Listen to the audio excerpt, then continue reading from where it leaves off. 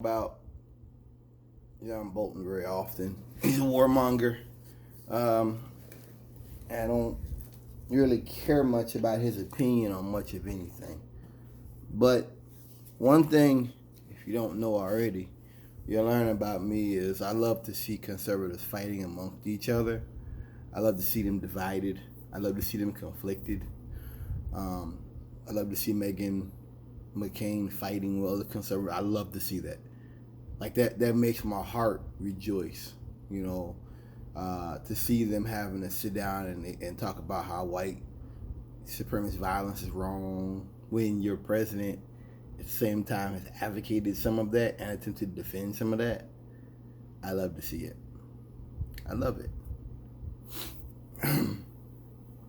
you know, it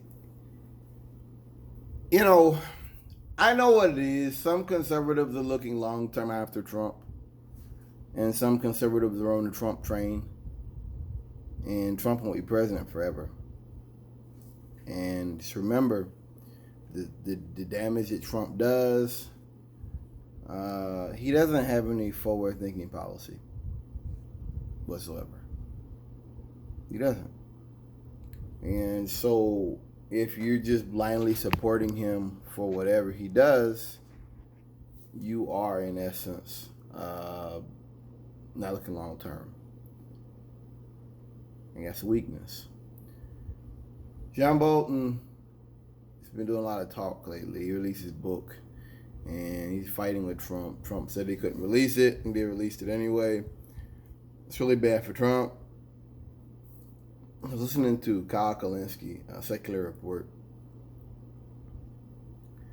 Kyle Kalinske, in essence, was talking about how there's a segment in Bolton's book where he speaks about when he split from Trump, and that was last year when they were going to put the bombing in Iran.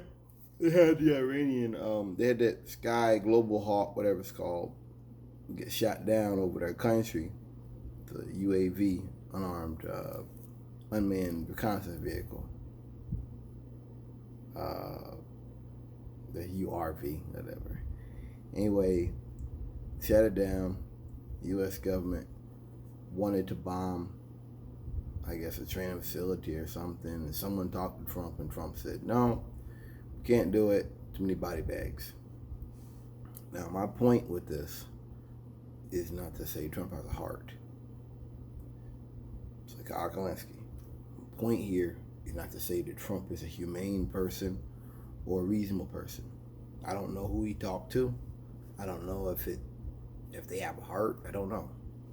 But I think it's interesting to me that Trump's decision to be cautious about attacking people who have not attacked the U.S., that's something that would piss off Mr. Bolton. That like because Trump's not hawkish enough, he's not bloodthirsty enough. That I mean, look. At the end of the day, all these people work for Trump. All of them work for him, and so when they talk about him being a dumbass, I believe it. Yeah, let's be clear about that. When they say he's a dumbass, I 110% believe them, not taking anything away from them. But at the same time, I think it's interesting to me that I often go back and look at like how I looked at something in the beginning of the situation compared to how I look at it later on. When Trump first got elected, we were talking about the general's cabinet. How a lot of the folks that Trump had in there with him were former military. And I realize now that's because Trump thought that those people would follow him to the death. They would be willing to go to prison. They'd be willing to take the ride for him. That has not happened. That has not happened. And so, they there's a rage there. There's an anger there that Trump has for them. Am I going to read all these books? No. I mean, I ever read Bolton's book. I don't think he's informed. I think he's a warmonger. I think, as I've said earlier, it's interesting that the fact that Trump wasn't enough of a warmonger is the reason why you snapped on him. I love it.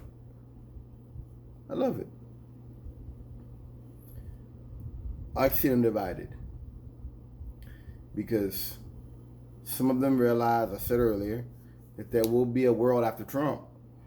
And some of them are just operating off of 110% cruelty.